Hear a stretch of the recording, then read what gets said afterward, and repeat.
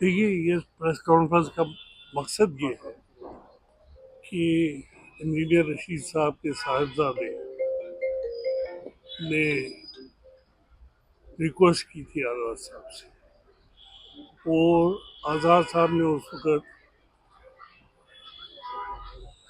शोएब साहब जो है हमारे डिस्ट्रिक्ट प्रेसिडेंट, उनको कहा था कि साथ मेरी कॉन्स्टिट्यूंसी में तो बाकी कॉन्स्टिट्यूंसी में हमने अपने सब जो कारकुन हैं उनसे कहा था कि आप इसकी मदद करें, और वही चल रहा था। बाद में मुझे समझ नहीं आता कि गलतफहमी कैसे, मैं तो एक दे चुका हूँ।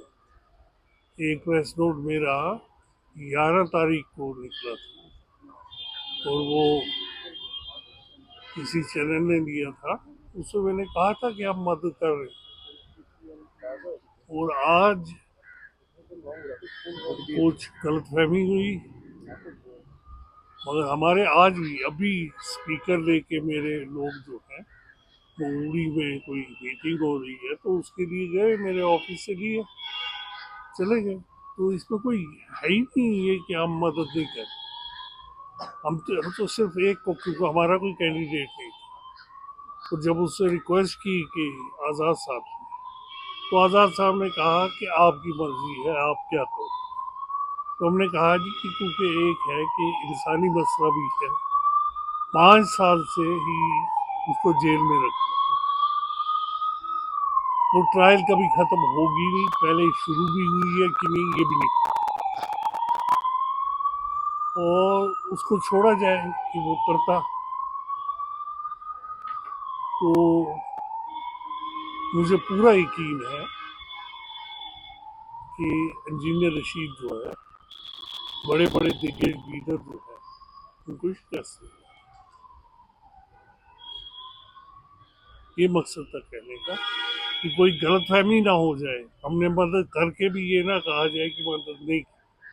हालांकि सारे हमारे वर्कर्स लगे हुए हर जगह, तो चाहे बीरू हो, चाहे बांडीपोरा हो, चाहे कहाँ हो, सारे जितने 16 की 16 कॉन्स्टिट्यूंसीज है उनमें हमारे वर्कर लगे हुए। यही कहने के लिए।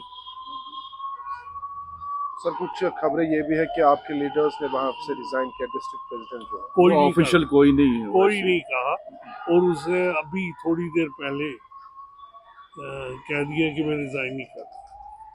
उसको वो क्रॉस क्वेश्चनिंग करके ऐसे किया कि उससे कहा नहीं, अगर मुझे ये होगा तो मैं छोड़ भी सकता हूँ पार्टी। तो वो जज्बात में आके कोई बयान दिया होगा। ऐसे ना उसको किसी ने मजबूर किया कि तुम पार्टी से निकाले जाओगे या तुमने इनडिसिप्लिन की है। जब हमारी शुरू से, फिर तो मुझे निकाला जाता है, क्योंकि शुरू तो मैंने किया। मैंने जब आज़ाद साहब के नाम पे उससे रिक्वेस्ट की कि आज़ाद साहब पे हमने एक बार उनको वोट दिया है, तो मैंने समझा कि ये हमारी मॉरल रिस्पॉन्सिबिलिटी है कि इसकी हेल्प की। तो डिसीजन हमने लोकली लिया,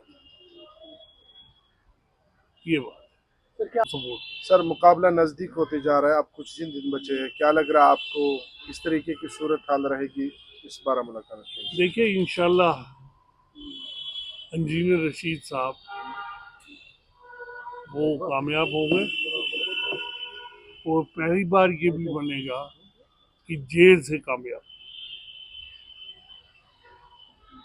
ये आप सुन, ये नॉर्थ कश्मीर के लोगों ने फैसला कर लिया होगा कि वो शेख इंजीनियर रशीद को कामयाब करेंगे।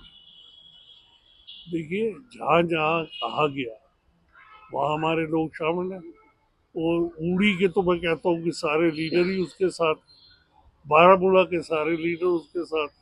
जिस तरह से आज सजाद बुखारी या विकार रसूल उमर के लिए उस तरह से कुछ ऐसा अगर कोई ऐसा मौका हुआ तो मैं भी जाऊंगा, कोई ऐसी बात नहीं। सर, अभी जहां मेरी जरूरत पड़ेगी मैं जाऊंगा, नहीं तो हमारा एक रिप्रेजेंटेटिव तो उनके साथ ही है। वो हमेशा वही बात करते थे। वो कभी किया करते होंगे हमारे सामने। देखिए, जो आदमी कॉन्स्टिट्यूशन की कसम खा के असेंबली में जाएगा तो वो रायशुमारी तो नहीं कभी करेगा। बहुत सारे धरने उसने दिए। मेरी दानिश भी नहीं, मेरा आजाद साहब ने दोस्त भी भी रहा है। 370 पे धरना दिया।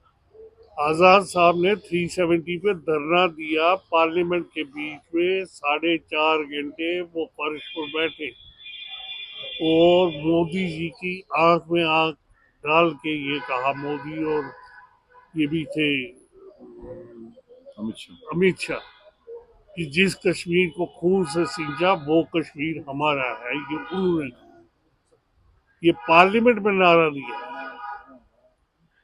तो नेचुरली अंडर द ये जो है ये यूनियन है। India is union of states. तो यहाँ बांध बांध के लोग हैं, बांध बांध का कल्चर है। और यही एक हुस्न है हमारे कॉन्स्टिट्यूशन में कि उसने सबको मिलाया हो।